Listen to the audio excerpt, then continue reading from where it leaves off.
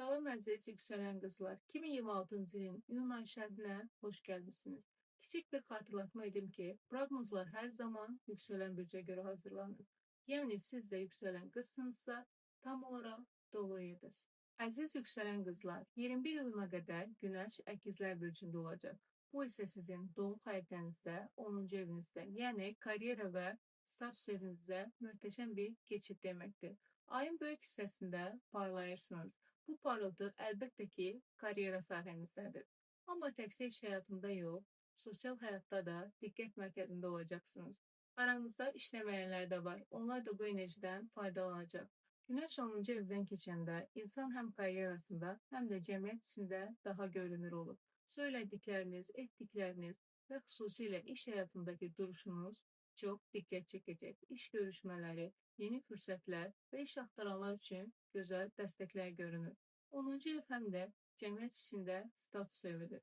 Buna görə də bəzilərinizin ailəvi gündəmləri də ola bilər. 21 iyundan etibarən isə Günəş Xərçəng bürcünə keçir və sizin 11-ci evinizə daxil olur. Bu ev arzular, hədəflər, sosial çevrə və gələcək planlarla bağlıdır. İdarəçi planetiniz Merkuri də burada olacaq. İş mühitində diqqət çəkmək, toplantılar, təqdimatlar, seminarlar və sosial fəaliyyətlər üçün möhtəşəm dəstək alırsınız. Əgər həyata keçirmək istədiyiniz bir xəyalınız varsa, bu ay onun üçün addım atmaq vaxtıdır. 11-ci ev həm də sosial çevrə evidir.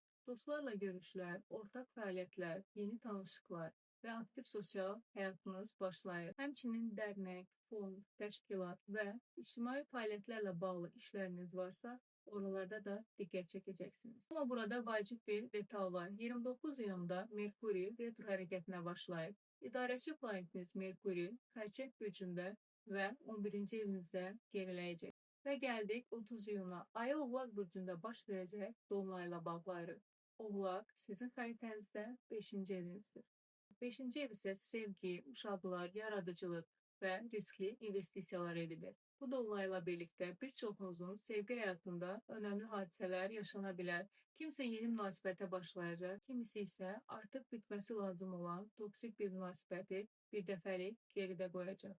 Dolunaylar həqiqətləri ortaya çıxarır və qərarları dəqiqləşdirir. Amma burada bir məsələ var. Merkur retrosunun başladığı dövrə yaxın olduğu üçün münasibətlərdə biraz ehtiyatlı olmaq lazım. Həyatınızda biri daxil ola bilər, amma retro zamanı münasibətə tələsmədən başlamaq daha yaxşı olar. 5-ci ev həm də uşaqlar evidir. Uşaqlarla bağlı önəmli xəbərlər ala bilərsiniz. Bəziləriniz üçün hamiləlik və ya valideynlik xəbərləri gündəmə gələ bilər. Bu ev həmçinin yaradıcılıq evidir. Əgər rəsm, yazı, musiqi və ya başqa kreativ sahələrlə maraqlanırsınızsa, dolunay zamanı bu mövzuda diqqət çəkən işlər ortaya qoya bilərsiniz. Yeni bir hobbi və ya yeni bir layihəyə başlama qərarı da verə bilərsiniz. Riskli investisiyalarla bağlı qərarlar da bu dövrdə gündəmə gələ bilər. Burada sizlərə vurğulamaq istədiyim bir detal da var.